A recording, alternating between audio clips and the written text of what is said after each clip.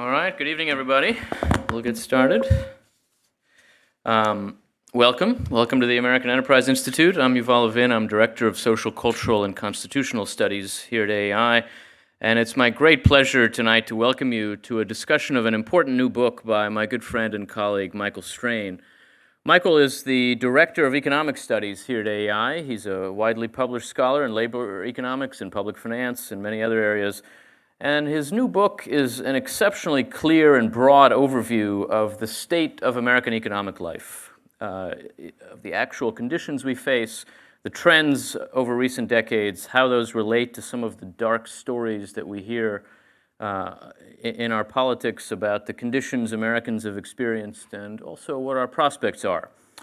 He finds, I think it's fair to say, that things are much better than the mood of our politics and the critics of the market economy would sometimes suggest, but that we do face risks, and that maybe that mood and those critics are among the most important of those risks. It's a controversial thesis. I have to say, as a conservative, I am resistant to being cheered up and told everything is fine. But it is a very powerfully argued thesis, and as you'll see and hear tonight, a very thoroughly supported thesis in the book. Joining us to respond to Mike's argument is Richard Reeves, one of the smartest social analysts and policy thinkers in Washington. Richard is the Whitehead Chair and a Senior Fellow in Economic Studies at the Brookings Institution.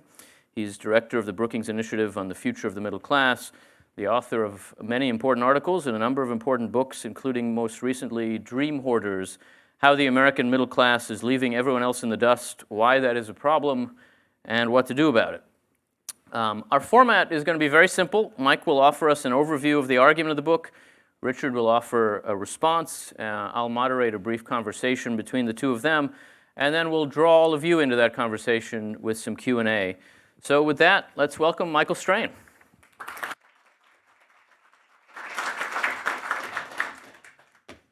Well, thank you all so much for coming. Thank you, Yuval, for that very generous introduction. The title of the book contains the argument that I'm making, which is that the American dream is not dead, and the subtitle makes the secondary argument that I'm making, which is that populism might kill it. So it's actually an excellent cover, and there's really no reason for any of you to read anything on the inside of it, but we'll talk about that anyway. What do we mean by the American dream? Let's just start from the top. There are many definitions, and it means many different things to many different people. The freedom to choose how to live your own life, to have a good life, meaningful work, a good family, a strong community, a comfortable retirement. To own a home, home ownership is a big part of the American dream in the popular imagination. I would argue that a key part of the dream is based on economic success. No matter what kind of specific flavor of the American dream you're most interested in, no matter what your particular definition is, I think everybody's definition involves a large economic component, loosely defined. The idea that your kids will grow up to be better off than you, the idea that you can do better yourself through hard work, and that you can see your economic outcomes advance. And then the idea that there is a rags to riches component. This also is a strong economic component. The idea that a poor kid can grow up to become a billionaire, a poor kid can grow up to become president, that sort of thing. This is the part of the American dream I focus on in this book, the economic component, because I think it's just so central to everybody's shared understanding of this important motivating national concept. The national conversation assumes that the American dream is dead. President Trump, with his usual nuance, has said the American dream is dead. This was, of course, his theme during the primaries of the 2016 cycle, his theme after he was elected, his inaugural address discussing American carnage and how terrible everything is. He's pivoted in the last few months. Which is good, but this has really been a defining characteristic of his presidency. Senator Rubio tells this story about his family and about how his family came to America and didn't have a lot of education and how there's been successive advancement across generations. He told this story back when he was running for president in 2016 as an example of the American dream being alive. In the past few years, he tells the same story with the same set of facts, except he uses it to argue that that path is no longer possible. The American dream has disappeared. Elizabeth Warren, the rich get richer, everyone else falls behind, the game is rigged. Bernie Sanders, for many, the American dream has become a nightmare. Josh Hawley, 70% of Americans haven't seen a real wage increase in 30 years. Joe Stiglitz, the Nobel Prize-winning economist from the Clinton administration, says the American economy is failing its citizens. Ray Dalio, the billionaire investor, says the American dream is lost. Tucker Carlson, referring to the dark age we are living through, says the American dream is dying. My point is that this is bipartisan. This is something you hear from senior elected officials in both parties. It's something you hear from business leaders. It's something you hear from public opinion leaders, from public intellectuals. There is a consensus. My point in this book is that that consensus is misplaced. My goal is not to be Panglossian or contrarian. Americans have high expectations for their economic outcomes, high expectations for their wage growth, high expectations for the success their children will have. That's a good thing. And America does face serious economic challenges, and I spend a chapter in the book discussing some that I think are the most serious. America also faces very serious social challenges. So I'm not trying to diminish or to sugarcoat or to ignore any of the real problems we face. Instead, I'm trying to be accurate, and I'm trying to be accurate about the broad picture of the American experience, how American life is experienced by typical people, by most people, in most circumstances. I think that we are focusing so much on these pockets of real struggle that we are confusing those pockets of struggle for the common experience facing people. And I think the American people keep hearing that their experience is the same as the experience of people in places who are really suffering and really struggling. I don't want to deny that suffering. I don't want to deny that struggle. I do want to say that those are atypical situations, and that the common experience is that much more positive than the narrative suggests. So some simple assertions. Today's economy is delivering for American workers. Wages and incomes have not been stagnant for typical workers over the past 3 decades. Broader quality of life has improved significantly for typical households over the past several decades. Middle-income jobs have been hollowed out, but economic dynamism creates and destroys. We hear a lot about the destruction and creative destruction. We don't hear a lot about the creativity. And if you look, you see a new middle maybe starting to form where the old middle has been eroded. America is still broadly characterized by upward economic mobility.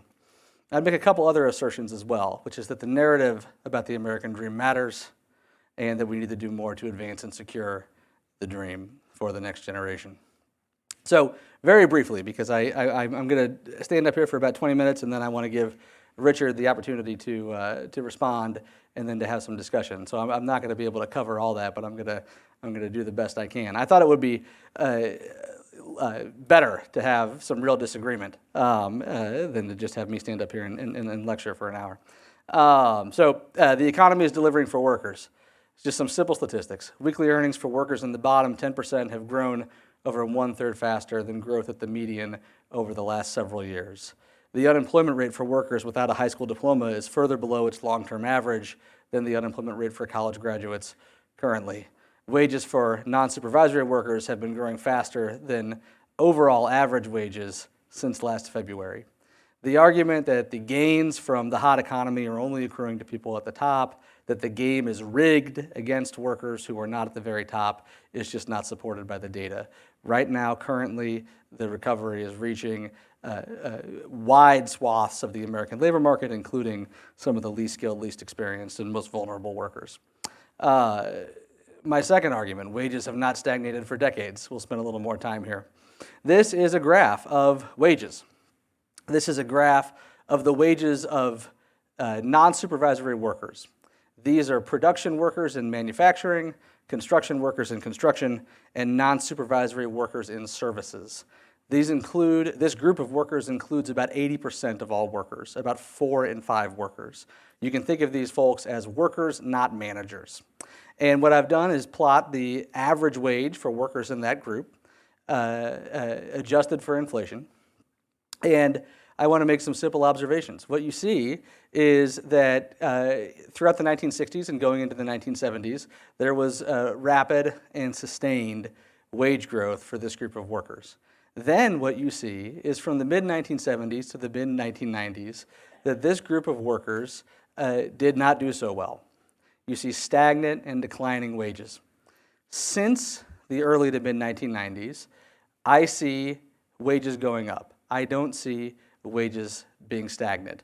Are there periods where wages aren't growing during that 30-year period? Yes. But on the whole, if your choice is to characterize this as stagnant or as increasing, I think it's quite clear that over the last 3 decades, the most accurate way to characterize this is that wages have been increasing.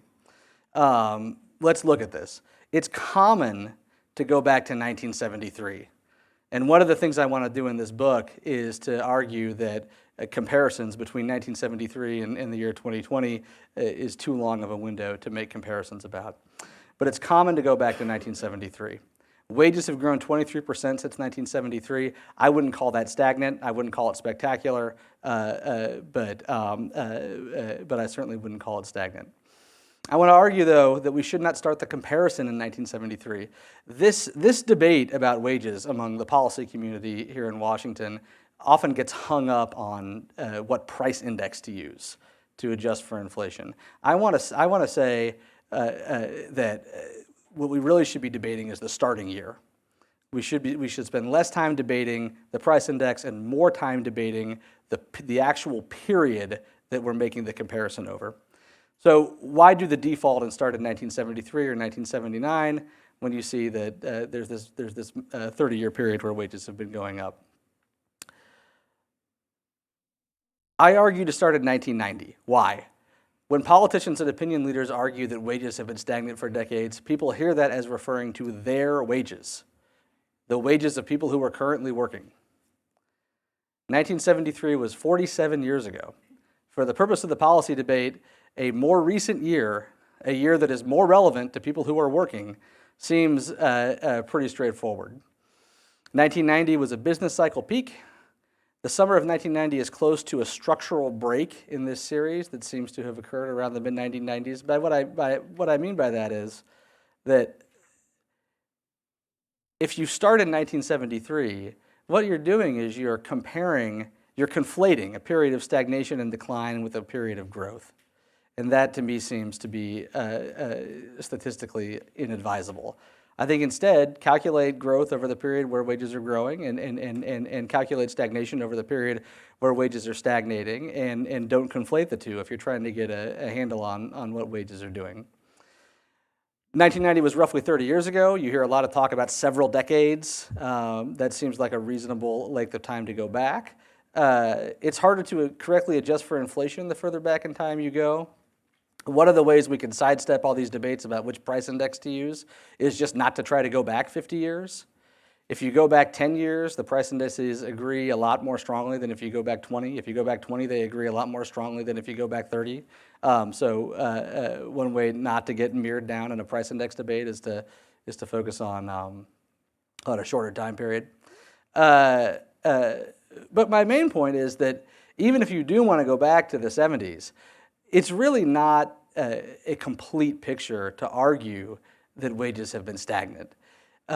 Instead, I think you need to characterize the two different periods. So if you want to go back to the 70s, fine.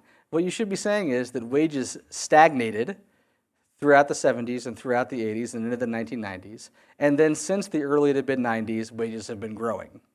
That seems to me to be a much more kind of complete characterization of the behavior of wages. So 33% growth, 34% growth over the last 30 years. Is that properly described as stagnant? It's slower growth in the top 1%. It is a significant increase in purchasing power, and we shouldn't be content with it. So not stagnant, but not fast enough, and let's acknowledge that it's different than what's happening at the top. But it is more wrong than right to describe this as stagnant.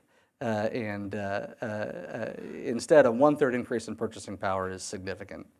To just quickly make the point about the price indices, this is a graph that adjusts for wages using both series, and you see that the closer you get to the present, the more the price indices agree.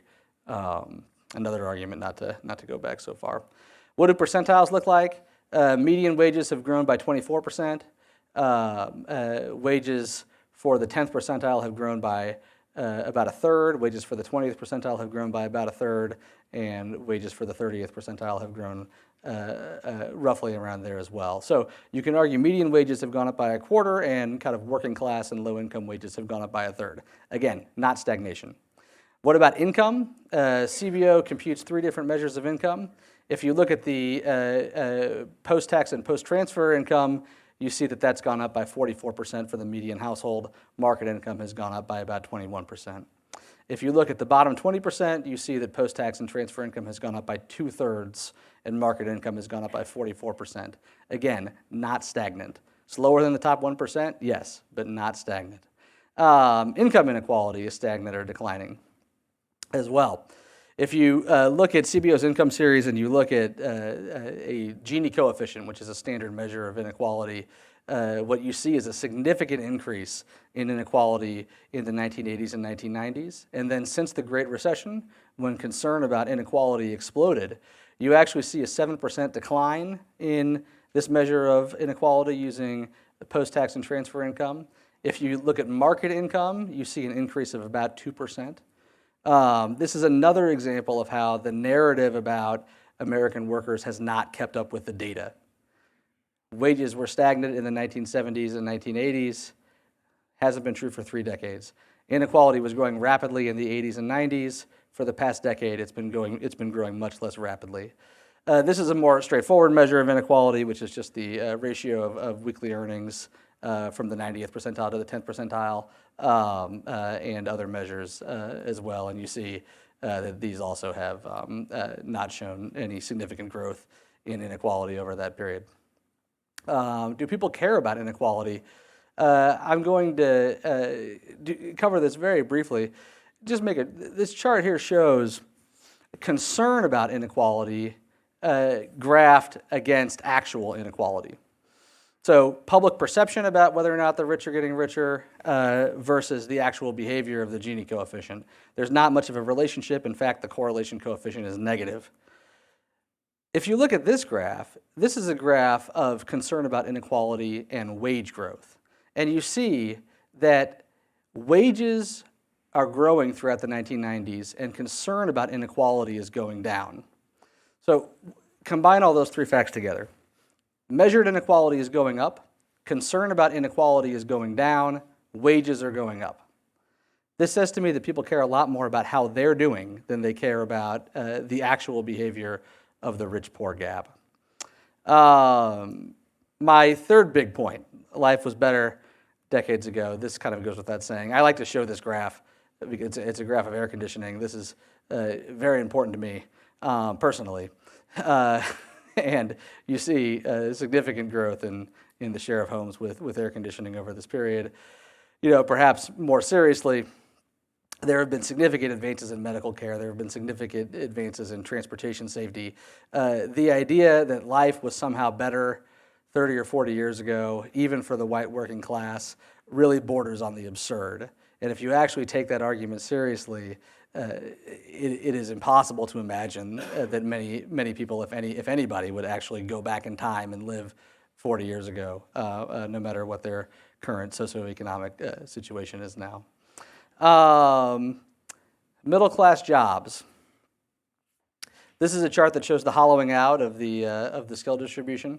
You see employment losses in the middle, production workers and clerical workers. These are the jobs with a lot of political salience during the Trump era.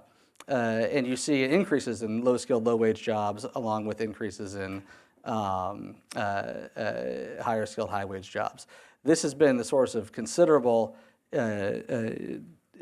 economic dislocation, considerable suffering in the lives of many people, a collision between expectations and reality where expectations weren't fulfilled, and is a very serious reality of American economic and social life. To put some numbers on it, if you look at low, middle, and high wage occupations, you see that those constituted 31, 38, and 30% of total employment, so roughly spread equally. And then if you look from 1970 to the present, you see that those middle-skill occupations only constitute about 23% of total employment, so that's a significant decline. But what happened to these workers?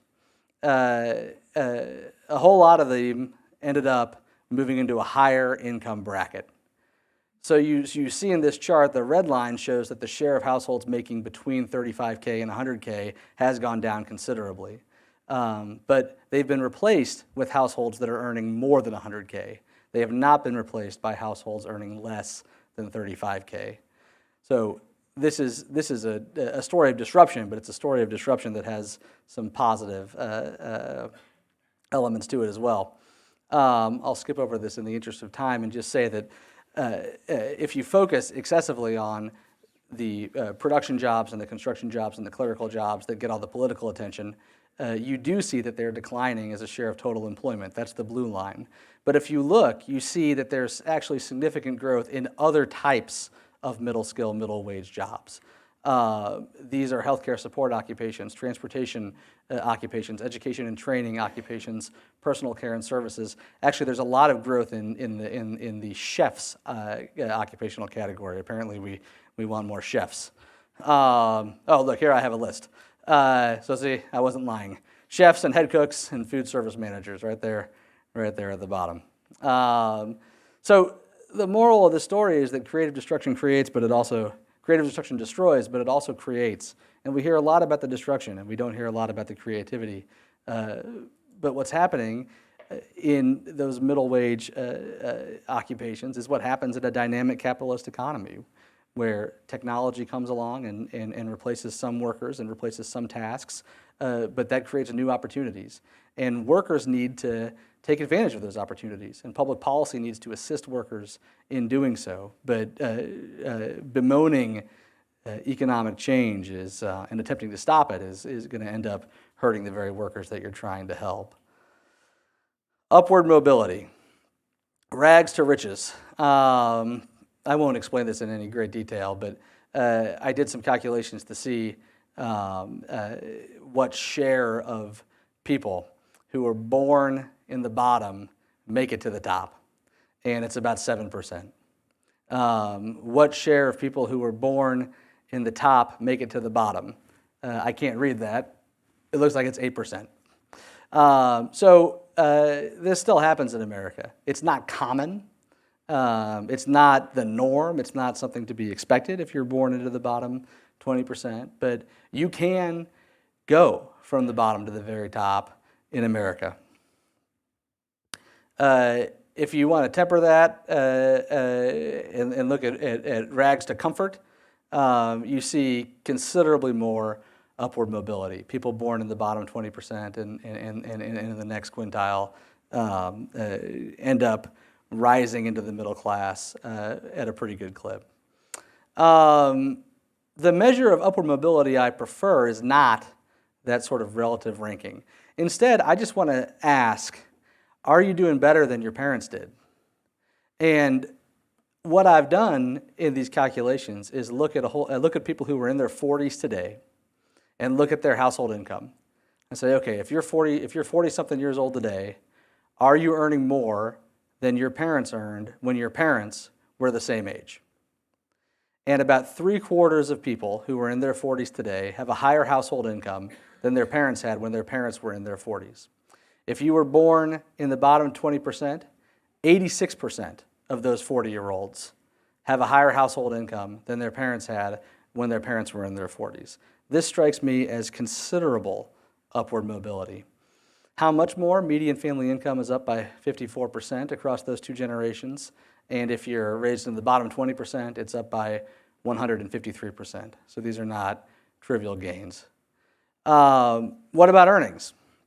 That was income. Income includes government transfers. What about earnings? I look at men and I say, of the men who were in their 40s, how many of them earn more money in the labor market than their father earned when their father was in his 40s? There it's about 60%. If you were raised in the bottom, it's about 80%. The reason it's 60% is because people in their 40s today who were raised at the top, a whole lot of them are actually earning less than their dads did. So the central tendency is pushed down. But there's still, it is still the norm for men to out-earn their fathers. And if you were raised in the low-income bracket, or if you were raised in the working class, 3/4 to 80% end up going on to out-earn their fathers. How much more? Raised in the bottom 20%, 64%. Raised in the working class, up 30%. Non-trivial gains. I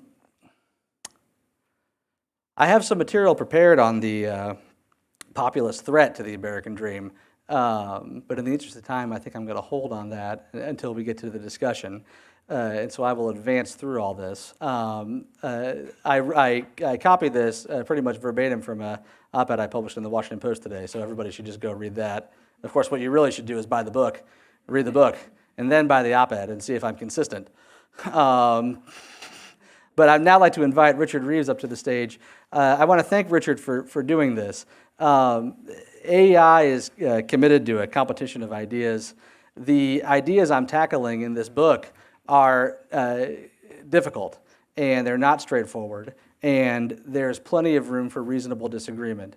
And so when I was thinking about how to put this book event together, I thought it would be better to have some of that reasonable disagreement on display here at the event, rather than have me just stand up here and present my version of this situation. And I was thinking to myself, who's the most thoughtful person I could find to present a compelling counter-narrative, and he wasn't available, and so then I asked my friend Richard if he could come, and Richard was happy to do so. Let's welcome Richard.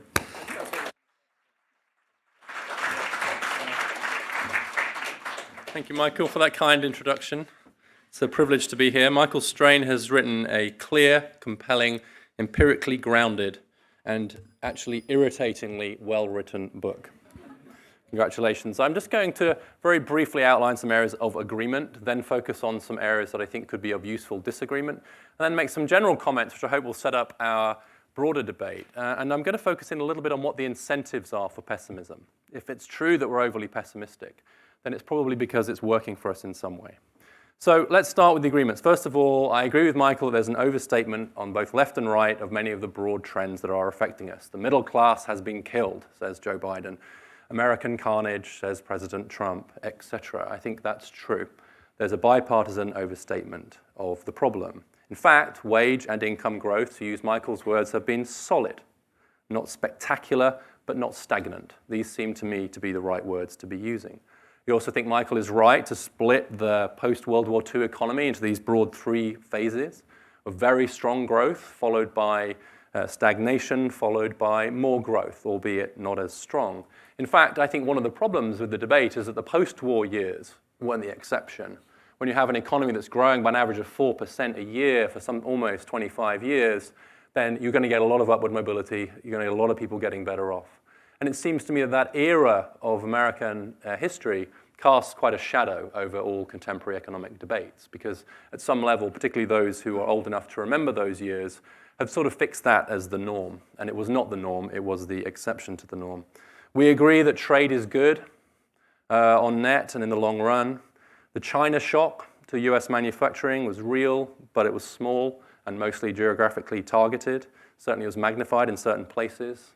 Catherine Abraham and Melissa Carney estimate that the impact of the China shock has had less than a 1 percentage point impact on the employment to population ratio, and that it's mostly in the past.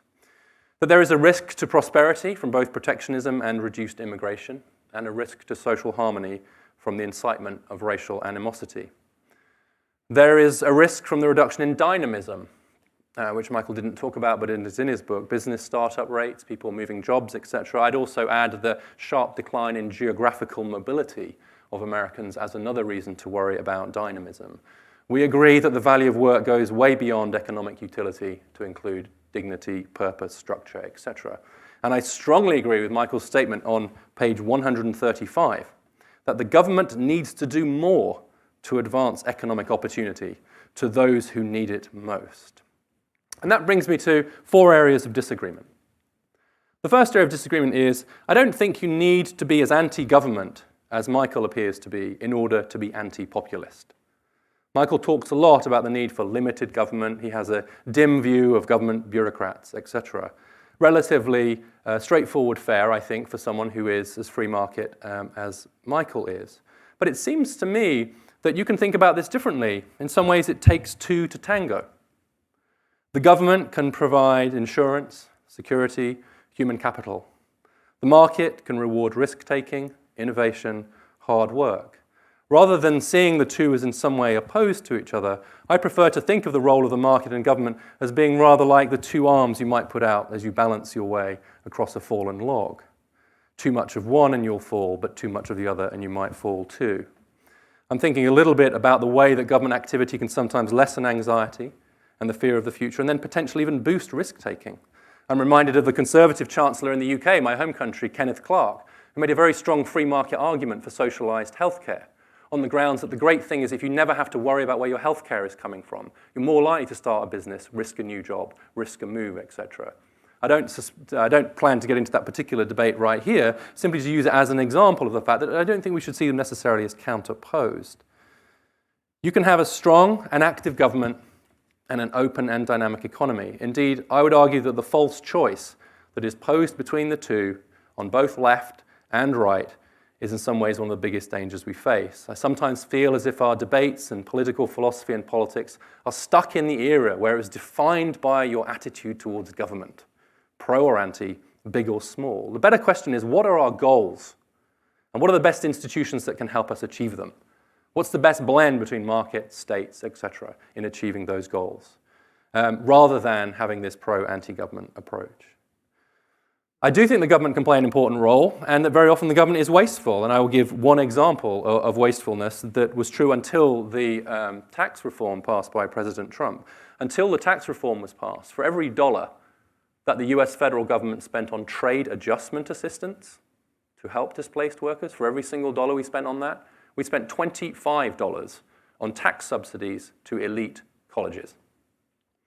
I would argue quite strongly that we should be spending that kind of money, but that we shouldn't be spending it on elite colleges. We should be spending on the workers who might be being affected by trade. And no wonder people might start to think that the system isn't working for them, when for every dollar I get to help me adjust to trade shocks, $25 are going to the elite colleges. And actually, just Michael's own charts, I think, show from the difference between the pre-tax and transfer inequality levels and post-tax and transfer inequality levels, that the government has actually been doing quite a lot to blunt some of the market inequality we saw, and I'll say a bit more about that in a moment. The second thing, and I will be brief about these, is that we're not in great shape. Having agreed with some of these things, yes, it's not dead, but it's not in great shape. And I would say one thing in particular is that you can make an argument, and I would make an argument as someone who runs a project designed to help the middle class, that the middle class haven't been doing quite as well as perhaps Michael implies. This is household income growth. It's cumulative percentage change. It goes back to 1979, so all of those warnings. What this does, it shows you the top, what's been the cumulative income growth for the top 20%. The blue line below is the bottom 20%, and the red line is the middle 3 quintiles, the middle 60%, which is how we define the middle class. So what you're seeing is an 80% plus increase in household incomes in those. They're obviously not the same people, but of those income groups, which is about twice as much as we've seen in the middle of the distribution. And so that might speak a little bit to some of the sense people have of being left behind. But crucially, the data here is from the Congressional Budget Office and includes all taxes and transfers, and includes the value of healthcare, government-provided healthcare. And actually, if you take out government-provided healthcare, which we won't get into now, the bottom 20% line drops significantly. The reason why the bottom 20% have actually almost kept up with the top 20% is a large part of the story of government, and it's a story in particular of government-provided healthcare and health subsidies. So I think the way I interpret this chart is that over this longer time period, the market has served the top 20% pretty well. The government has served the bottom 20% reasonably well, but the middle 60% have arguably not been quite as well served. The third thing, and I'm only going to say this very briefly, Michael says on page 87, I find it difficult to enthusiastically cheer for downward mobility, as he talks about these quintile transitions. I'm not going to enthusiastically cheer for downward mobility, but I am going to say that if we want more people rising up into that top 20%, it's a matter of math that more people have to fall out of the top 20%. And I'm more troubled, actually, by the fact that that top 20% appears to be getting stickier over time, that there isn't more movement into it over time. It's lower than in other countries. It's pretty sticky in certain places. But more importantly, we should just ask ourselves how it is that those of us who are in the top 20% are passing on those advantages to our kids. And I would say that some of the ways we do that, including through the higher education system, are blatantly unfair. And I'm not just talking about Operation Varsity Blues. I also think that the contribution towards downward mobility of inequality is somewhat greater than Michael suggests. This is a different chart to the one that Michael showed on absolute mobility. It's a famous one in social science from Raj Chetty and his colleagues, showing your chances of being better off than your parents, dropping from 90% if you were born in 1940 to 50% if you were born in the 80s. There's all kinds of issues with this chart, which we could get into, like it doesn't adjust for household size, etc. But then what they do is they say, okay, so how much of that fall in your chances of being better off than your parents is a result of lower growth, because there has been a lot of lower growth, or the distribution of that growth? And what they show by running two counterfactuals is what it would be like if we'd held inequality at the same level, dropped growth, and what it would be like if we'd done the opposite. And they essentially show that more of the drop in downward absolute mobility is driven by a change in the distribution of growth rather than the amount of growth. So I think that's something we need to take seriously. There are distributional parts to this story as well as growth parts. And then I just want to make a couple of broader points. The first thing is that, as Michael suggested, to some extent here, you can choose your story, then go select your data. Michael is commendably hands above the table about all his methodological decisions, and I do not propose that we get into a particularly long discussion about this, but I just wanted to make the point. This is cumulative percentage growth, not dollars, of wages. And what I've done is I use a different data set to Michael, so I've just put my data set up on his data set to reassure you that they look pretty similar. But then I'm just going to focus on my data set. So this is Michael's preferred time period, where you see some pretty healthy real wage growth. This is average real wage growth using his preferred deflator. Great. Now, if I use the median rather than the average, not quite so great. So be careful when we say the typical American, etc. Are we using average or median? I can pull it down a little bit. So I've already brought it down to whatever it is, 17%. Now I want to get it a bit lower. So I tell you what I'll do. I'll use a different inflation measure, the one Michael doesn't like, instead of the one he does, PCE. We're not going to get into a discussion about that, I hope. There are 7 people who care about this, and 3 of them are in the room. So we're probably getting into it. For what it's worth, you can argue one is better for wages, one is better for household income, blah, blah, blah. Okay, but anyway, so I've done that, so I brought it down. I want to get it a bit lower, because I've got an election to win. I tell you what I'll do, I'll go back further. I'll do what Michael doesn't like. I'll go back to late 70s, and then because the 70s and 80s are so bad, I get a lower cumulative growth. So now I'm at 3%.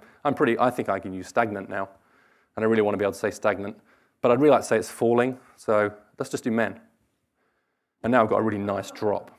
Okay. So the point is not that any of these are right or wrong necessarily. You can make big arguments about which is the right one, which is the wrong one, but simply that when we're having these debates, it's very important to do what Michael did and be very hands above the table. Why that year, not this year? Why that deflator, not that deflator? Why are you only looking at men? You know, there are women in the labor force now, in case we hadn't noticed, etc. So I just make that point because wage stagnation is such an important part of the story that we should be careful that we don't choose our narrative, then go find the facts to support it. But be as hands above the table as we possibly can. I'll make 2 brief comments in closing. Number 1, maybe it's 3. Expectations really matter. If you can't read the whole book, read the exchange between Henry Olson and Michael Strain. There's a very interesting argument on the right, I think, about these issues right now, and that's a very, very interesting exchange. One of the things Henry Olson says is, well, it depends what people expect. Well, what do they expect? How much wage growth did they expect, and why?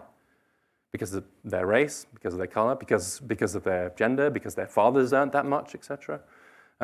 Quantitatively, I think Michael makes quite a strong case. But qualitatively, when you look at the people doing the qualitative work, people seem to compare themselves to the previous generation. And particularly to the previous generation of people like them. So working class white men tend to look at how they're doing compared to their working class white fathers. That may be the wrong thing to do, but it does appear to be what people are doing. But the last thing I want to talk about is why. Why is it then that we are drawn to these stories potentially of kind of pessimism? Well, first of all, politicians are going to do it, right? Because we're trying to elect, they're not going to get elected. So you have to say it's broke so I can fix it. Donald Trump, classic example. The American dream is dead. Now, according to his latest statements, he's brought it back to life, Lazarus style.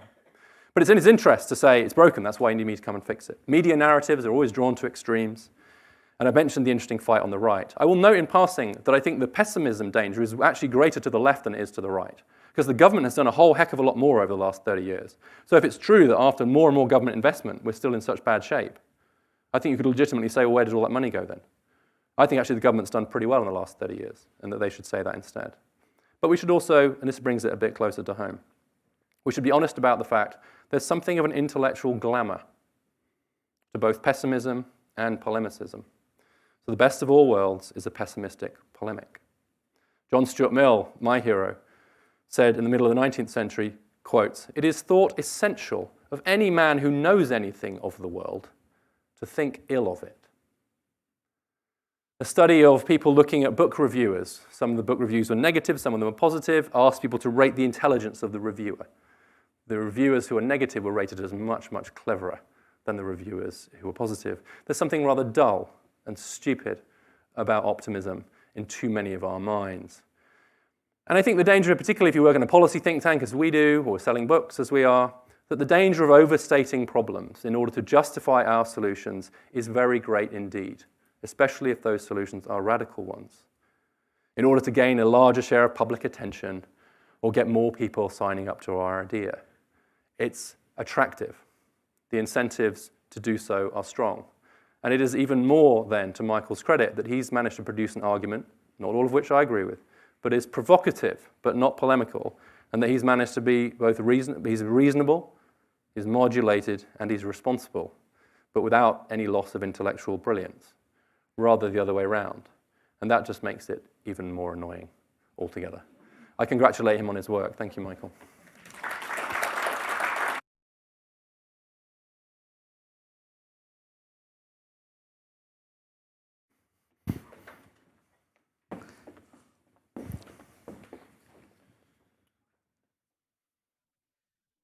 Well, thank you both. Michael, congratulations on a great book. Richard, thank you for being here and for great commentary about it. I'm eager to open things up for people in the room. Mike, I want to give you a chance, first of all, to respond to Richard. Anything about it that struck you as particularly requiring an answer?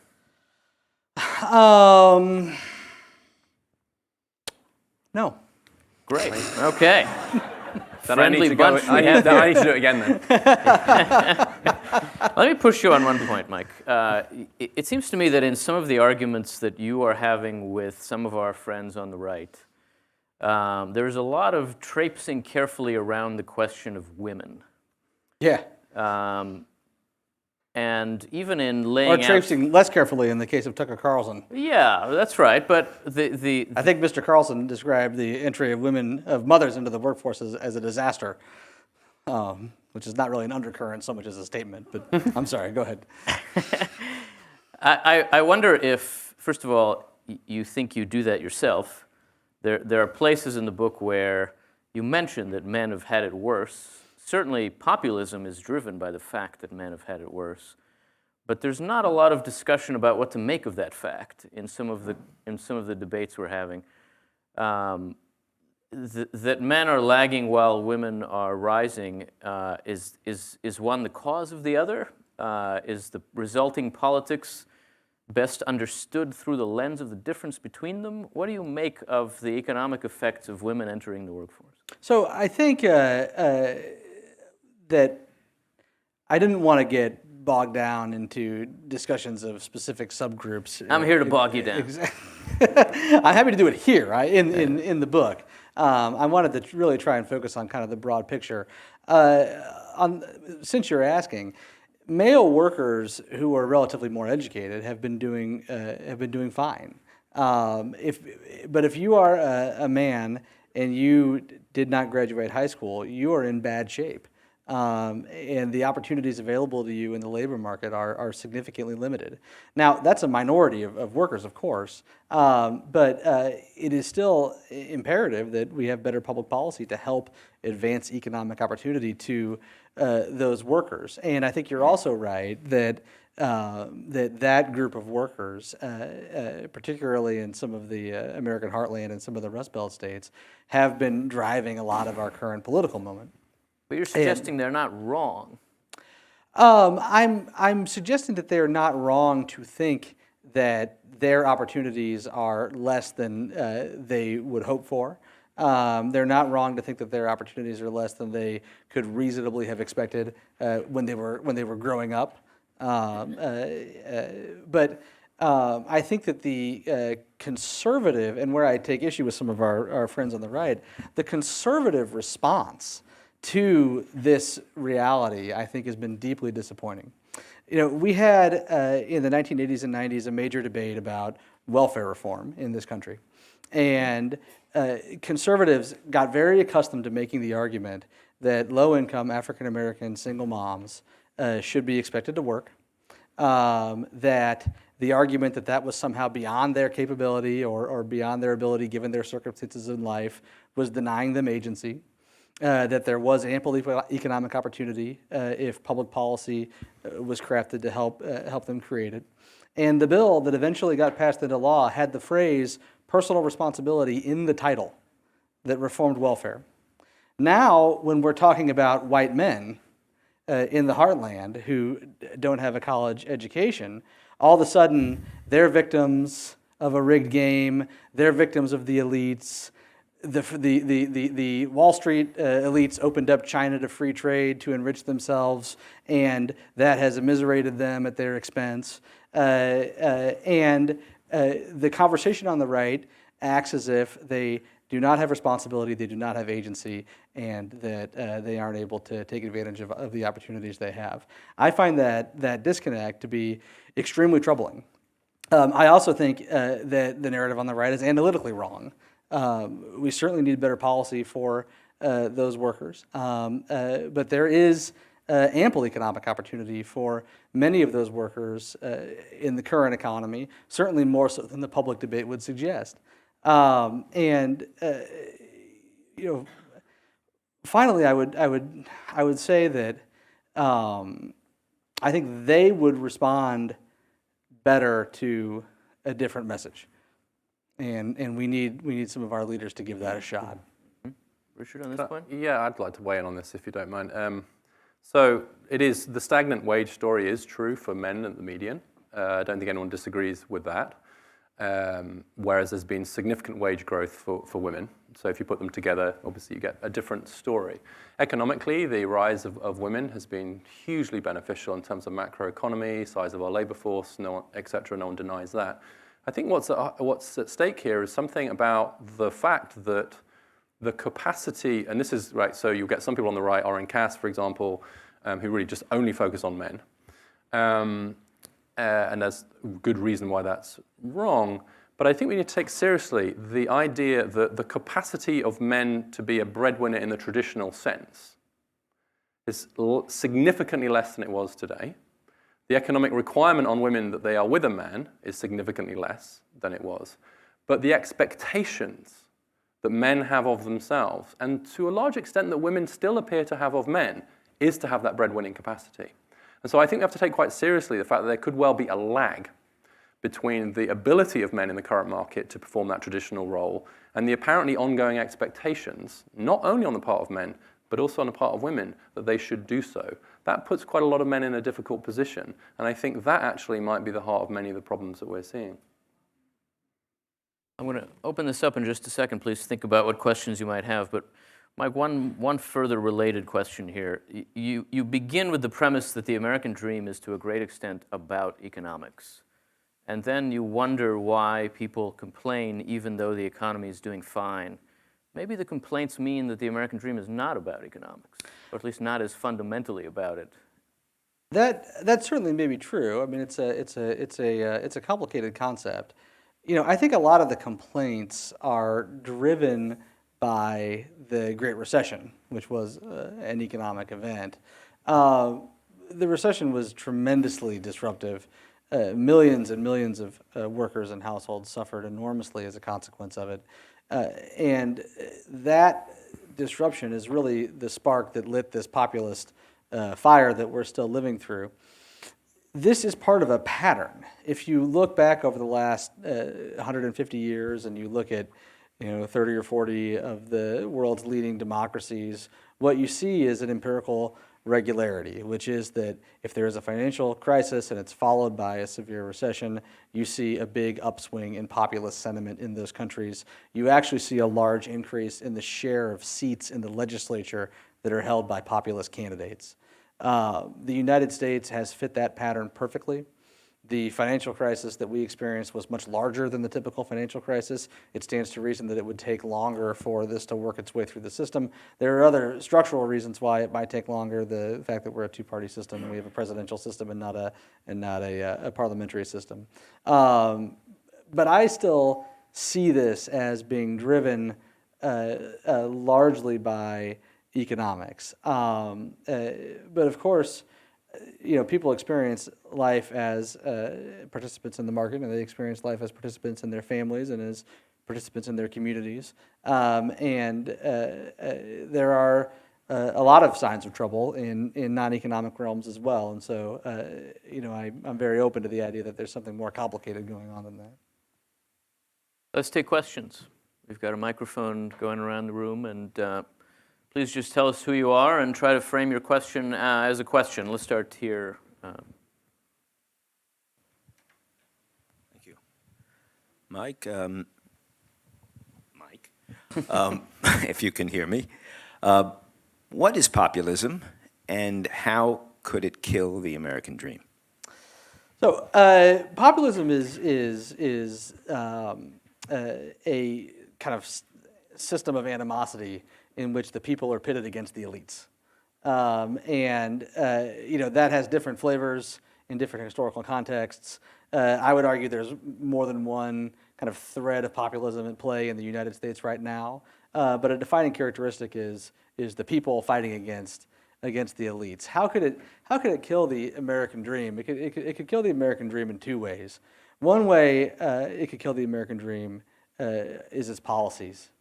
And a populist response to the perceived plight of the white working class has been the president's trade war.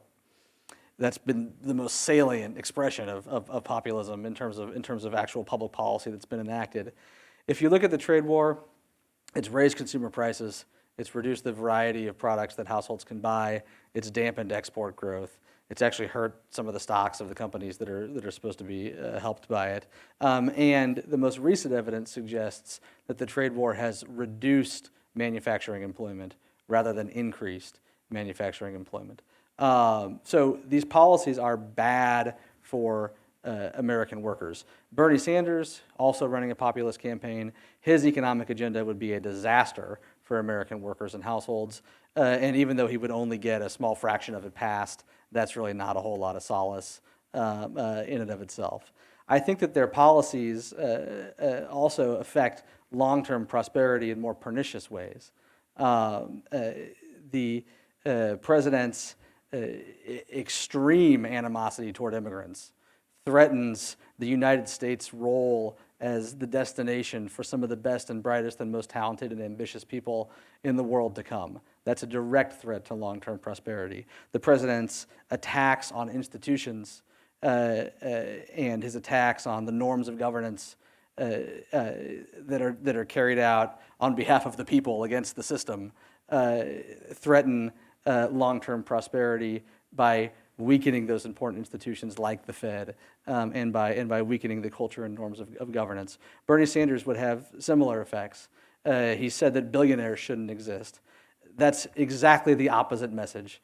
The president of the United States should be rooting for more billionaires, not fewer billionaires. The president should not be sending a message that success should be punished and that success is something to despise. So there are serious risks from these policies and from the posture of populism. The second way that I think it's deeply damaging to the American dream is the narrative. Precisely because it is not true that the game is rigged. Precisely because it is true that hard work pays off, that workers enjoy the fruits of their labor, that wages and incomes aren't stagnant, that America is broadly upwardly mobile. Precisely because those things are true, if all people hear is that they're false, that can dim their aspirations, it can reduce their energy, it can sap their dynamism. And since those things are false, if people work less hard, if people aspire to less, their economic outcomes will suffer. So I think it's kind of a double threat, and it's not just the policies to be worried about. I think the narrative is also deeply troubling. Can I strongly disagree with that and then agree with a bit of it? The bit that I strongly disagree, I don't think we can just discount the idea that there are certain aspects of American political economy that, if we don't want to use the word rigged, certainly work much more effectively to help those who are in positions of power and affluence than others. You yourself talk about the housing market in the book, and I think that there's a strong case. I think the housing market is rigged in favor of those who are on the right side of zoning laws, etc. I think there are other examples. I think that the higher education system, in its opacity, its complexity, its weirdness, if not rigged in favor of those who are affluent and well-informed and well-educated, is certainly strongly tilted in their favor. So we can't discount the possibility that some of this populist anger against this system that doesn't feel to be working, like for me, in middle America and the median, but kind of is working for all the people like us, right? I don't think that we can discount the possibility of some truth to that. And that should, I think, create some possibility for some consensus. Where I agree is that populism, both in the UK, where I come from, and originally in the US, I would describe it more, it's anti-elite, but it's also anti-open. It's a turning inwards. There's an insularity to it. And it's, so as Blair said, open-closed is the real distinction, not left and right. And I think you see this closing in. I think that's very dangerous and damaging for the reasons that Michael said about immigration and protection. I agree with that. But I also think it both breeds and feeds on pessimism, which is the heart of, I think, the argument here. And this is where I'm going to agree with you. We have to be very careful. We can't be Panglossian, but we have to take seriously these problems because American capitalism generally, and American capitalism especially, runs on optimism. The reason you invest and take risks and take an education and start a business is because there's a reasonably reliable sense that will pay off in the future. There's a reasonable kind of future utility that will come from that investment or that risk. If you start to believe that it won't, why move? Why risk college? Why start a new business? If you cease to believe that there's this better future. And so actually the real enemy, I think, of capitalism is not socialism, it's pessimism. And so that's a reason I think we can try and find a more reasonable consensus around this, which is, not everything's not right. And we're going to disagree a bit about the role of government in fixing them, but nor are we going to hell in a handcart. Because if you believe you're going to hell in a handcart, then you are indeed in the handcart. Well, I think we have time for just one more quick question. We'll take one right here in the middle. Glad I got the other one. It's hard not to comment a little bit. Michael, it sounds like, Mark Anderson, World Impact News, I'm an independent journalist. It sounds like you're simply defending the status quo at all costs. That's what it sounds like. And a real other quick comment is all taxes make prices go up, not just tariffs. Income taxes, property taxes, any taxes you apply will eventually reach the price tag and result in increasing prices. So people say, well, free trade, protectionism, and tariffs that Trump did in the trade war, that's bad because it makes consumer product prices go up. But all taxes make prices go up, not just tariffs. That's something people over-focus on tariffs. One of the things I would mention, Let's have a quick question if we can. This addresses Mr. Reeves. I'll get to a question. Have you ever heard of the social credit school, C.H. Douglas out of Britain, and G.K. Chesterton's distributism? The idea was that it's not that the economy is rigged, but that it has defects. And the defect is that we have a debt-based money system, and that the problem is consumerism and the ability of people to buy what's purchased, and that we need a debt-free monetary system, not a debt-based monetary system, based on introducing new money into the economy. So it's more of a monetary infrastructure problem, which government could be involved in to a point, like you point out. Have you ever looked at that aspect, distributism, social credit, not to be confused with the Chinese social credit, of course, that's going on now? Please. So let me. Yeah, so now it becomes a question, but I would contend that it's a monetary infrastructure problem and the inability of people to buy what's produced because there's a shortfall. Yeah, I am not just attempting to defend the status quo.